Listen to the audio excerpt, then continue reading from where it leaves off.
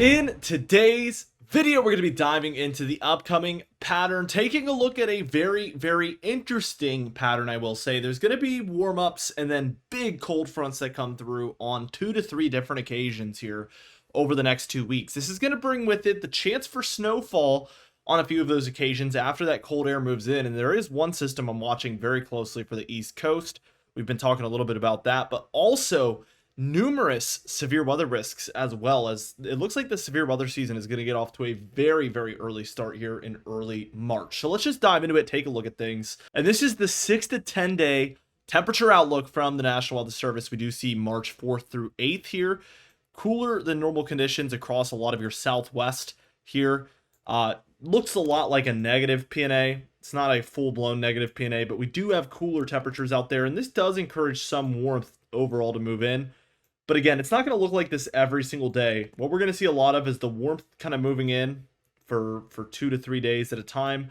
And then a low develops, kind of moves up, and brings with it a cold front where the cold air is going to move in and basically cool down for a day or two at a time. So again, we're going to be really back and forth here, but overall warmer when we're looking back for this time frame. Precipitation, because of all of this activity, is just going to be on the increase, and we've seen models take a huge jump in the precipitation as far as the eastern and central states are concerned. Basically, the area I've circled here is going to be wildly above average for most of these areas over the next 2 weeks. We do see that a lot of the west is also doing quite well as far as precipitation also. And you really have to move down to the deep south central states like southern New Mexico and southwestern Texas to find much below average precipitation. When we look at the 8 to 14 day outlook, we do see a near normal chance here in the east, but for a lot of the central states, still very warm. And I suspect, and based on model guidance, that this is still going to be a very back and forth area where we get, a big 2 to 3 day warm up and then a big 2 to 3 day cool down over and over again, basically over the coming pattern. We get a more full-blown kind of negative PNA look, and this is really just indicating colder temperatures over the west. That's what a negative PNA is, and that encourages warmth here into the central states and oftentimes into the east. But again, we're going to be back and forth in that area. For the precipitation, we do start to dry up here across the middle of the nation, but the west does phenomenal with precipitation, looking well above average. And also for a lot of the east here, we will be seeing a better chance at seeing above normal precipitation. Now, as we take a look at the past 20 days, it's been quite cold across the northwest, and that does extend into quite a bit of the kind of plains here where we've been actually the coldest, but also into a lot of the mid-Atlantic and northeast, Ohio Valley, Great Lakes. We've seen a lot of this colder air move in. We do have a little southeast ridge that has been present throughout a lot of February, bringing warmer temperatures to southern Alabama, southern Georgia, and pretty much all of Florida. Let's take a look at the European model. Both of them yesterday looked very different. Today they look very similar, even towards the tail end, having a very similar storm around the 10th, 11th, 12th, which is very far out. So very impressive to see agreement on these models for that time frame. Let's take a look at what's happening this afternoon. We do see that we have a strong low over eastern Canada. There is some snowfall for parts of upstate New York and New England occurring. Also, a chance of thunderstorms throughout some of these areas. Also, the Ohio Valley dealing with some thunderstorms. So that's going to be kind of occurring here today.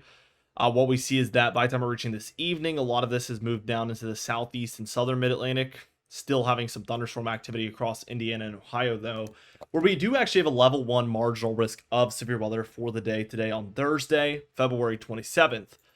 As we take this towards Friday the 28th, we do see a strong clipper system, and that's relatively speaking, because typically they are quite weak, but this one is rather intense. 987 is a major low pressure system, and we're seeing some pretty heavy snowfall around the Great Lakes. It's important to note that these clipper systems are very well known for being quick movers. So although the snowfall might be heavy, it's not going to be 24 hours of snowfall or anything crazy like that. It's going to be rather quick lived. And already by that evening, we see the Great Lakes have pretty much dried up, and we're mostly dealing with the northeast and eastern Canada seeing some of that moderate to heavier snowfall.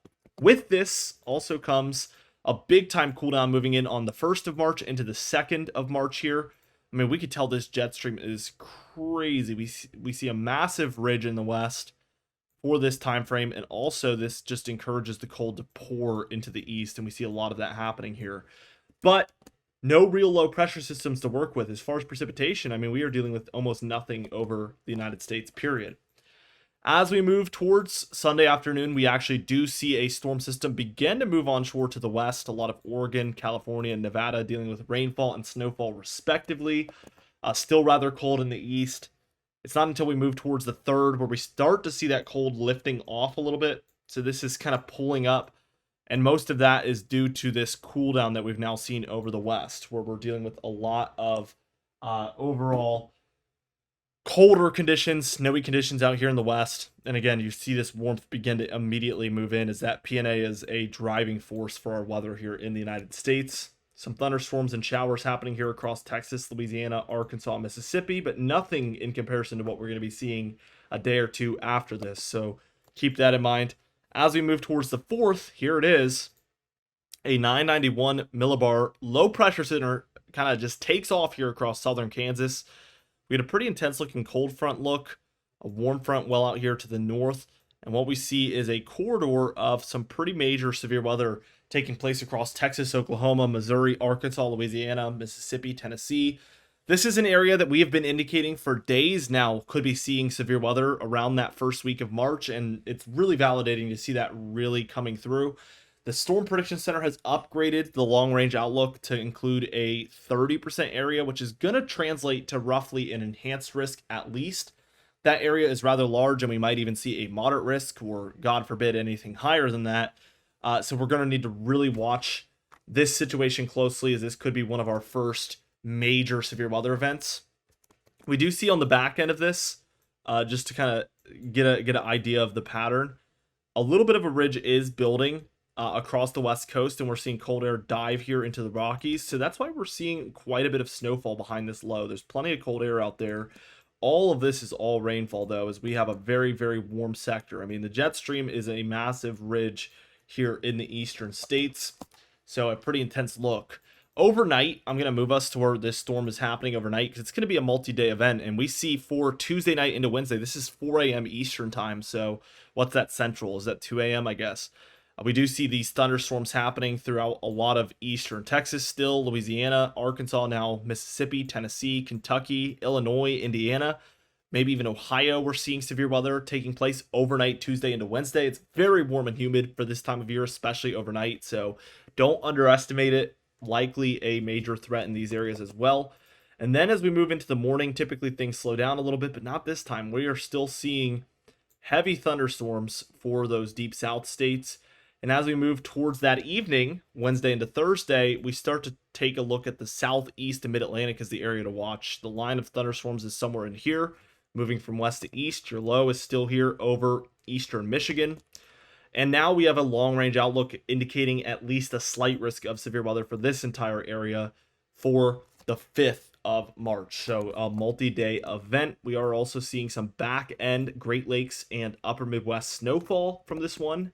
Again, this cold front here is allowing a lot of cold air to dive in, and that's what allows for this to become snowfall here on the very western end. That system moves out. We get very cold air again right around Thursday the 6th into Friday the 7th. And this is the interesting one that we're watching, probably the primary major snowstorm threat that we're going to have. Right as that cold air moves into the east, we get this low swinging around the jet stream, and this one wants to move right up the coast. And we have a lot of cold. The problem on this model run is it's just narrowly not cold enough. Think mid to upper 30s along the coast. And it would not take a lot. This is almost 10 days out. We're looking at 8, 9, 10 days out here. There's plenty of time for this to look a little bit colder, and this is the best potential for a major snowstorm that we really have at this point. So definitely something to watch for. Now, as we keep going a little bit, we see that as we reach overnight, I mean, this low is in prime position. This is 7 p.m. Saturday, March 8th. And we have precipitation around for Virginia and North Carolina. You would think that these areas would be snowfall once it moves up, but it really struggles. We get precipitation, but along the coast, still rainfall. We have a lot of cold nearby, but again, it's just narrowly too warm. We get a little bit of interior snowfall here for some of your Berkshires, some of the hilly regions in central Massachusetts and southern New Hampshire, as well as upstate New Jersey. these areas are seeing snowfall, but it's very narrow. This is a 976 millibar low pressure center. Your jet stream looks like this. It is a prime setup. If anything shifts with this could very easily be a massive snowstorm, but that's a big if. And, you know, things might play out this way. They might even play out warmer in the storm further offshore. It's hard to say at this point, but there is potential right around that 8th, 9th time frame. And I want you guys to remember that, because this might be something that we come back to, you know, a few days from now, and it looks like something major. So time will tell. We shall see.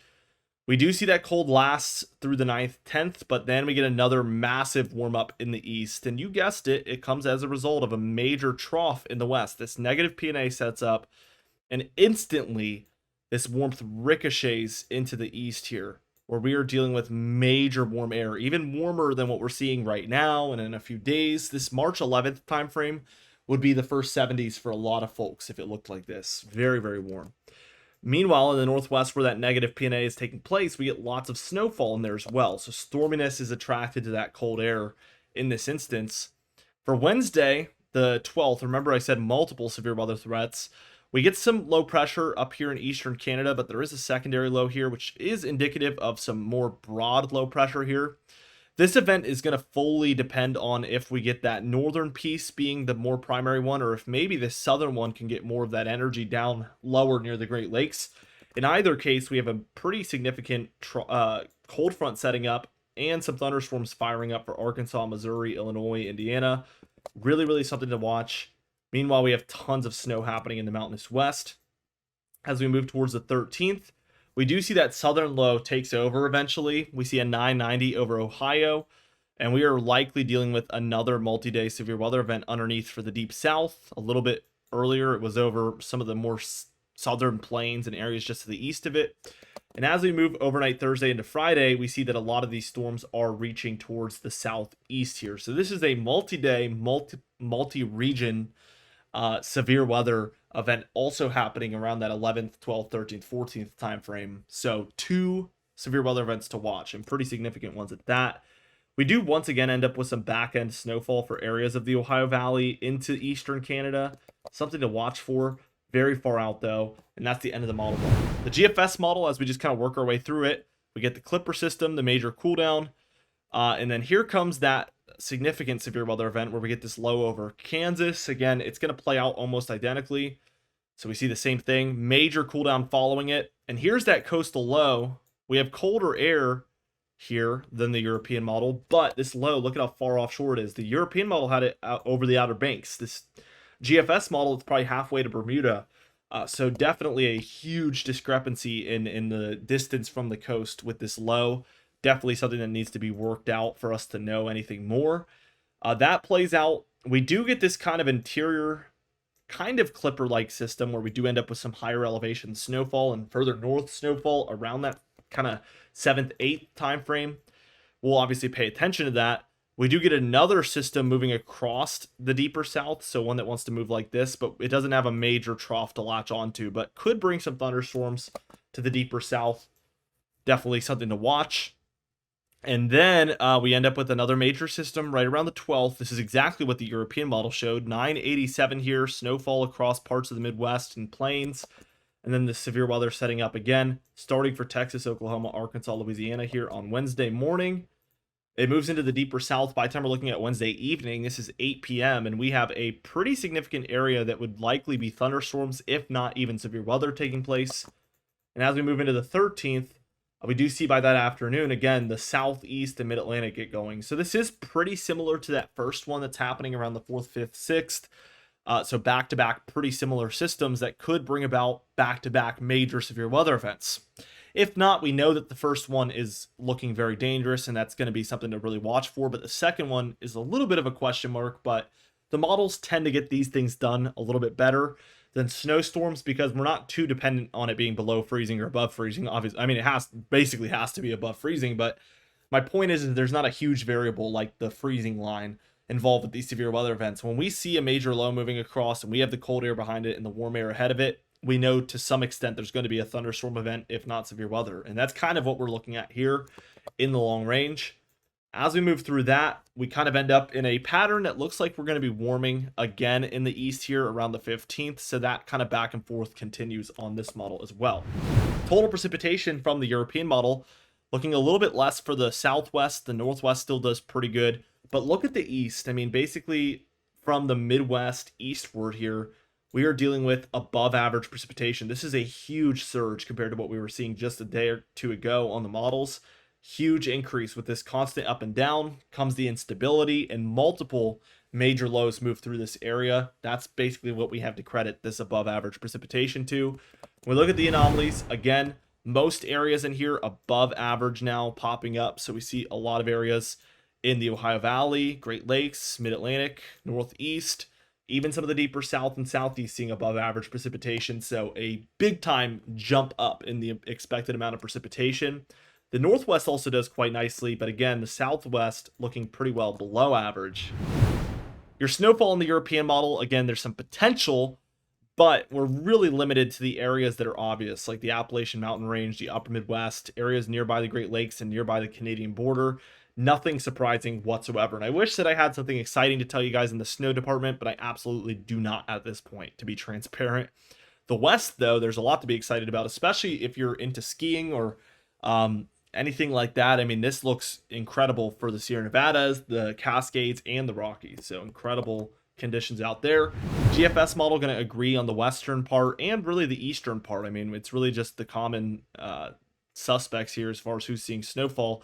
I'd say there's a little bit more happening across southern New England and the Northeast in general here, but not even a major jump really. When we look at the temperature pattern, we're only going to look at one of these two models because they're almost identical, so no point in really comparing, but we're warm here until the first second again. Here comes that major Arctic blast, and it is quite major. I mean, we're going from 60s and 70s for most folks here in this warm-up, straight down to below average temperatures, likely pretty frigid nights, daytimes in the 50s or 40s max for some of these more southern areas.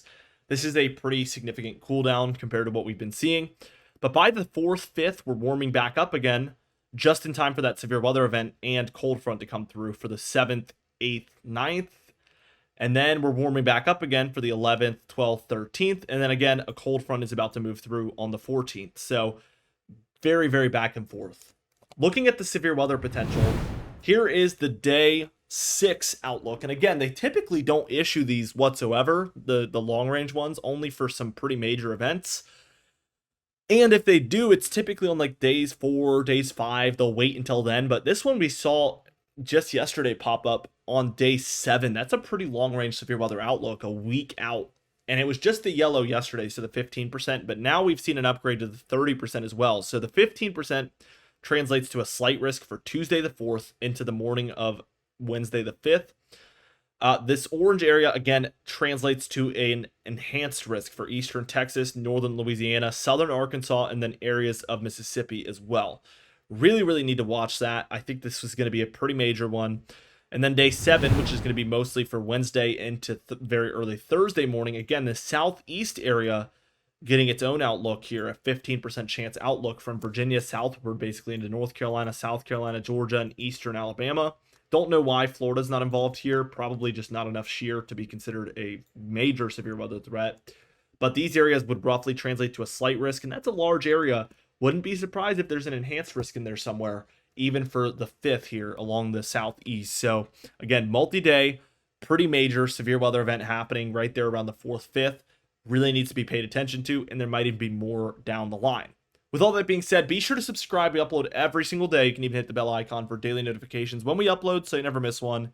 Be sure to like the video if you did enjoy it. Leave a comment down below, and I'll see you guys in the next video.